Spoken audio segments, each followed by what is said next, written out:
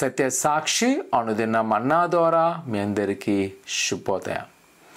నేటొక వాగ్దానము ద్వితీయోపదేశ కాండము 7వ అధ్యాయం 14వ వచనం. సమస్త జనముల కంటే ఎక్కువగా నీవు ఆశీర్వదింపబడుదువు.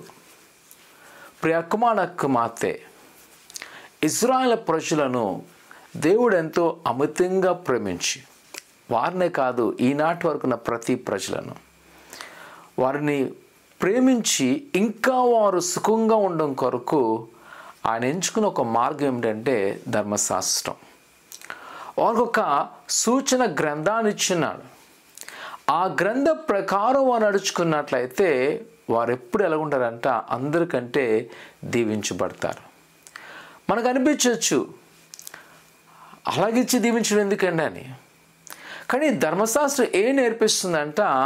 చెడుకు వెళ్లకుండా నేర్పిస్తుంది.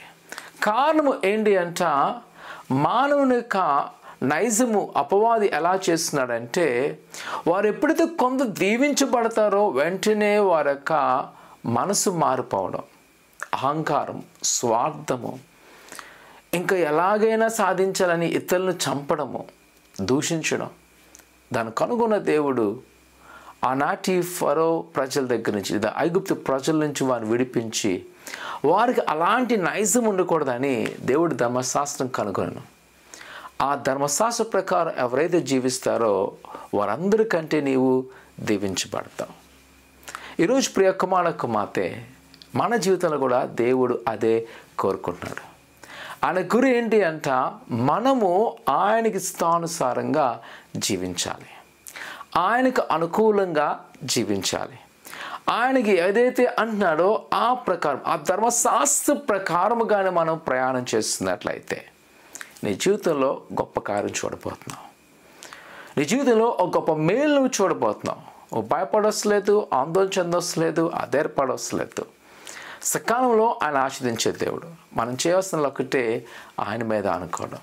ప్రార్థన చేసుకుందాం. పరిశుద్ధులైన దేవా, నీ కొన్నాళ్ళు నిజమైన ఆయన, నువ్వు దీవించే దేవుడు, బలపరిచే దేవుడు. నీ బిడ్డలైన వారిని మీరు జ్ఞాపకం చేసుకొని నీ కృపాక్షేమాలతో నింపండి. వారు ఏదైతే కోరుకున్నారో ఆ కోరికలు సిద్ధింపచేసి నీ యొక్క చిత్తానుసరులకు సహాయం చేయమని దేవా నీ కృపాక్షేమాలతో బలపరుస్తూ, మరుముఖ్యంగా నాయన నువ్వు దీవిస్తావన్నావు ప్రభా, వారిని దీవించండి. వారికి నా బంధకాలు, శోధనలు విడుదల చేసి నీ మహిమ బలపరచమని యేసు నామమున అడుగుతున్నాం తండ్రి, ఆమేన్.